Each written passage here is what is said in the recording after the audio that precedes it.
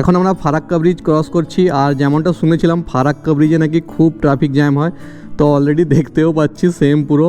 তো এখন আমি ভাবছি গাড়িটা কিন্তু ফুটপাতে উঠিয়ে দিলে ভালো হতো, কারণ অনেকেই ফুটপাথ দিয়ে গাড়ি নিয়ে যাচ্ছে আমি দেখতে পাচ্ছি। এখন আমি চাইলেও আরামসে ফুটপাতে বাইক উঠিয়ে দিতে পারি এক্সপালসের জন্য, এটা কোনো ব্যাপার নয়। তো সামনে একটা সুযোগ বুঝেই আমাকে ফুটপাতে গাড়িটা উঠাতে হবে। তো ফাইনালি আমি আমার বাইক ফুটপাতে উঠিয়ে নিয়েছি, আর সাথে কিন্তু আমি লোকাল লোকেদের জিজ্ঞাসাও করে নিয়েছি যে এখানে বাইক যদি আমি ফুটপাতে ওঠাই কোনো পুলিশ ফাইন টাইন করে কিনা। তো ওরা বললো যেহেতু এখন ব্রিজের কাজ চলছে, প্রচুর ট্রাফিক জ্যাম হয়, অনেকক্ষণ দাঁড়িয়ে থাকতে হয়, তাই এখন অনেকে বাইক নিয়ে বা সাইকেল নিয়ে ফুটপাতের ওপর দিয়ে যায়, ওটা পুলিশ অ্যালাউ করছে, কোনো প্রবলেম নেই, তুমি যেতে পারো। তো ওই হিসাবে আমি যাচ্ছি, কিন্তু যদি সামনে কোথাও ধরে নেয় গেল তখন তো আর ওই লোকাল লোককে আমি পাবো না। অনুপম কিন্তু পেছনে থেকে গেছে, কারণ অনুপম তার বাইক উঠাতে পারেনি, আমি তো উইদাউট পিলিয়ন যাচ্ছি, তো আমার কোনো প্রবলেম নেই, সাথে এক্সপালস তো আছে। তো চলো সামনে গিয়ে একটু ওয়েট করা যাবে, কোনো প্রবলেম নেই। তো একটা জিনিস কিন্তু ভালোই হচ্ছে, অনুপমের জন্য ওয়েট করার চক্করে কিন্তু আমি বাইক একটু স্লো চালাচ্ছি, আর এই সুযোগে আমি বাইকের মাইলেজটাও ঠিকঠাক মেনটেন করে নিতে পারবো কিছুক্ষণের জন্য। কারণ এর আগে হাই রোডে তো আমি আমার বাইককে 100+ স্পিডে কন্টিনিউ চালিয়েছি, তো সেই হিসাবে মাইলেজের তো পুরো জঘন্য অবস্থা হয়ে গেছে। শুধু 100+ নয়, 120, 130 এরকম স্পিডেও চালাচ্ছিলাম। তো মাইলেজের অবস্থা তো বুঝতেই পারছো, পুরো যাতা হয়ে গেছে এখন।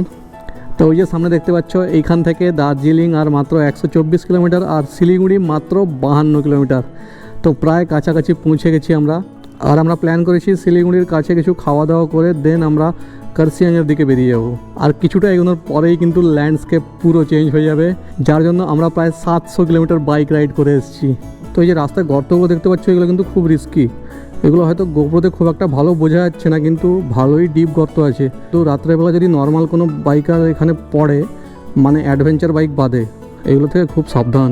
এই জন্যই রাত্রেবেলা আমরা ফগ লাইট ইউজ করতে বাধ্য হই। তো এখানে এরা দাঁড়িয়ে পড়েছে, মানে কিছু খাওয়া দাওয়া হবে আই থিঙ্ক, হ্যাঁ। তো চলো এখানে খাওয়া দাওয়া করে নিই, দেন পুরো একদম কার্সিয়াংয়ের দিকে বেরিয়ে যাবো। তো খাওয়া দাওয়া কমপ্লিট করে ফাইনালি আমরা বেরিয়ে পড়েছি, আর এইবার কিন্তু একটু চা বাগানেও দেখা মিলছে। তো ভিউগুলো কিন্তু খুব সুন্দর। এইগুলো হয়তো অনেকের কাছে পুরনো হতে পারে, কারণ আমি যেহেতু ফার্স্ট টাইম নর্থ বেঙ্গল এসেছি, তো আমার কাছে তো এইগুলো খুব সুন্দর লাগছে। আর সত্যি বলতে ফার্স্ট টাইম নিজের বাইক করে নিজে রাইড করে নর্থ বেঙ্গল এসেছি, এইটার এক্সপিরিয়েন্স তো আমি বলে বোঝাতে পারবো না। তো আমি আর অর্ণব কিন্তু ভুল রাস্তায় চলে এসেছিলাম। তো আমরা এখন ব্যাক করছি, আর ব্যাক করতে করতে দেখলাম একটা সুন্দর রাস্তা চলে গেছে বাম দিক দিয়ে।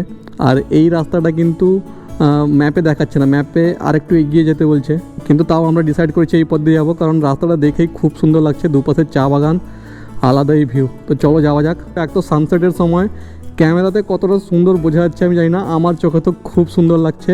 মাঝে মাঝে কিন্তু এরকম ভুল রাস্তাও সুন্দর এক্সপিরিয়েন্স দেয়, সত্যি সেরা ভিউ, সেরা।